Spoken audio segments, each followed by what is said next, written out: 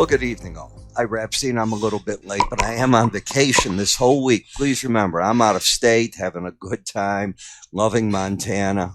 It's beautiful. If you've ever been here, I got up the other night, 3 in the morning, to do some updates for you, and I'm looking at the stars outside. I went out there. I was hoping there were no wild animals. Literally, in front of our house, there's a bald eagle that sits. The tree can't be 40 feet from the house, the front, and you step back and here's this gorgeous bald eagle on the top, and it dives right into Paulson Lake. It is just something to see. Okay, it's quite beautiful here. All right. It's beautiful for the stock market if you're a bull. The people that have been wrong the stock market are those that keep saying to us the earnings are going to come out terrible. This is the quarter, you'll see it. Well, so far we don't see it. We do see that the banks are having some issues back and forth. There's no question about that. And that the smaller banks, they're going to see their earnings shrink, but they're going to get deposits. And the reason is if you're willing to pay for the deposits, people will come back to you. And over time, you work your books out. Are the runs on the banks there anymore? They're not. Is there stability? There is. Now, what took place today in grain markets is rather fascinating. Russia, in retaliation, and probably more than just that, to the bridge attack in Crimea, between Ukraine and Crimea, attacked Odessa and another port. Now, how severe the damage, I don't know. The UN continues to try to broker a deal, but Russia, by damaging these ports and having not approved any ships since June 27th, is pretty well making a statement. Hey, if you need grain, we can supply it to you. We have monstrous crops. We can do it. And that's their statement they're giving. While everybody says, oh, we can work things out, it can't be worked out. If Russia doesn't want to, and if it bombs the ports, what happens is what insurance company in their right mind is going to even think of insuring one of these ships? You'd have to be out of your gourd to do it, to put it simply. And that won't happen. The board of directors, the heads of the company, they won't allow that. I mean, if you're willing to bomb the ports, why not sink a ship? How far is that? So you really need Russia to say that they are in a treaty again, and the only way that's going to happen is you've got to convince them. You're either going to put them back in the SWIFT system and allow the Ag State Bank, which I thought was being talked about at the last meetings just a week ago, and that seems to have fallen to the wayside, and payments for fertilizers and allow that. So doesn't appear to me that any of that's going to take place at this point in time, and the grain market woke up to that. Other people said, oh, it could be other things, heat that we're getting in the U.S. You know, you're at late July now, mid-July, July 18th, not even late.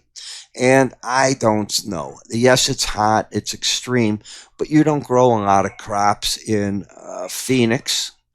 In Texas, you grow weather-resistant crops. This isn't the first heat they've had in the summer. It's extreme, no question about it, but it's not the first.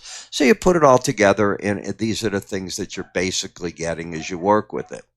When I'm looking at the energy markets, it's a mixture of, you know, as the U.S. is going, so are others. I saw today that the European Union, some of the members of the monetary don't want to go beyond the July meeting for a rate hike. They say maybe they stop and stare. So these are the things going on. The economies of the world have adjusted. Yes, they can go down. Yes, earnings can get bad, but they haven't at this point. When we look at the S&P 500, can it get up to these highs? I guess is the one thing we have to ask ourselves. I'm not convinced it can. Let's go to by the way, it's not that far away, but it's hard to get up all the way there to the 4,800 level and just keep going. I mean, so we'll see if I'm right or wrong. Am I a bear? No, that's not what I'm saying. I think the market has to, at some point, do a big consolidation. It just came from all the way over here. You've just come from 38.46. You're going to add a third to that market if you do that. Could it be done? Yes, but I have my doubts it's a straight line. On the S&P, you can see the market just cranks along every day, adding gains to the market. The pattern finally is back to higher lows, higher highs, bullish. The market is fought a battle, and you see that right here at the 18-day average. It resolved it to the upside. The market is now riding. We call that the gorilla glue trade. Remember that. And what do I mean by that? I mean that it's when you're hitting just there and keep rubbing the Bollinger Band. You don't stay more than a day or two over it. You pull back to the other side. You keep hitting it. And in the process, you embed. And you take on the swing line here, and all of a sudden you start adding days where you get more than 3 in a row where they're over 80. Example, let's come here. Both over 80. Look on the left. Day 2 and day 3. So you're embedded. So now the pros will look at the market, and there's a way they'll come in on the breaks. And until you get the red line here to get underneath on a settlement 79, this market is now fully committed back to the bull camp. What about as we come in on the NASDAQ up here? Let me see what I can do for you. Sorry that part went away. On a computer, and as I'm doing these, it's complicated because of the way it is, but I have to do it, and I've got slow bandwidth in, where I'm at in Montana. It is barely able to do this.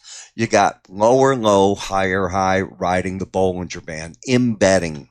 Are we there? Now let's take a look. Did it make it? Not there.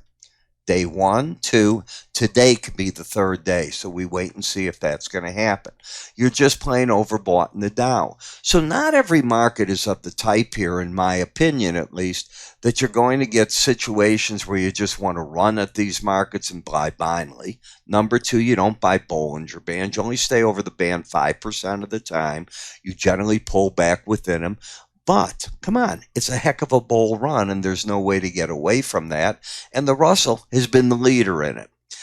It, too, has what we call that gorilla glue trade, where it keeps hitting this number and just riding it embedded. You see that right through there. And as long as it stays embedded, everything stays rosy and hunky, and the traders will buy the breaks. In the bond market, you move this all the way here, and you're back to the bull move. So will the traders step in and buy? Well, I think they will at 126.8 with an extremely tight stop, just under 126.1, and see what can happen. Will we get overbought if you're just steady to higher tomorrow? Yeah, you're already at a 69.21 reading. Let me just show you right here. So, a steady to higher close tomorrow probably gets you into overbought territory. 5-year notes are already there, but in an uptrend. I don't think you'll attract a lot of new money buying an uptrend. In the dollar index, you're now embedded. So rallies in this market will get sold. Traders will come out when and if the red line closes over 21, in my opinion, and they'll keep looking to drop this market. I told you I have an objective overall of 96 to 97 in this market. We'll see if it's hit in time. As you and I step now, I didn't want to do that. I knew using this is so difficult remotely. And that's because of the latency as I do all this. You've got the higher lows, the higher highs, and you're embedded again. On the pullbacks, I think this is going to get bought. I think the traders will bail if you get a reading under 79 in the market. In the British pound, you're still embedded. So this pullback in the market's friendly. Now, the problem with the pound has been that if you go to the weekly chart, it's just been sitting on the upper Bollinger Band. That makes it very difficult to buy, because one of the things I always look at is what's the weekly and the daily doing together. Sometimes you get a signal in the daily to do something, and the weekly's the exact opposite, or it's got the major warning signal not to do it there, and all of a sudden you wonder on the daily, hey, why am I caught in this trade? It does happen. It's one of the things that happened today in corn, by the way. When you looked at the corn market, you wondered look where the weekly charts were. I thought the dailies would carry the market and it would still go down, because I thought, frankly, Russia was going to come to the table eventually. Once they bombed the port, that sort of said they're not coming to any table. In July, Bitcoin, you can see, I told you I thought you were going to come out with no volatility, and you're going sideways and doing exactly as I said. Now, the smartest thing you can do is teach yourself. If you come here to our education section right here and give it a click, this is how you get to all of our courses. If you take a look in the Ira Epstein and you come to the free offers part here, everything you'd want in the free offer part is right here. You just click one of these buttons and away you go. And you choose the ones that you want. You can click on as many as you'd want to go with. They'll give you a check like this, and then you'll sign up, and it's that simple. It's over and done before you know it, and we will email out to you everything that you possibly want. You can get here if you're watching this video by clicking up in your top area of your screen. You'll see an icon, or just go to iraepstein.com. It can't be easier than that, and take advantage of this. I'm Ira. See you tomorrow.